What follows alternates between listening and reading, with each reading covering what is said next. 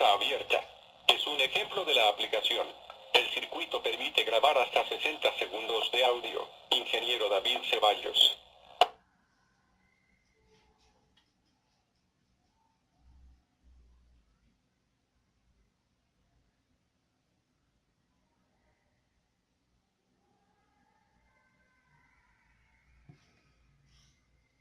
Alarma puerta abierta. Es un ejemplo de la aplicación. El circuito permite grabar hasta 60 segundos de audio.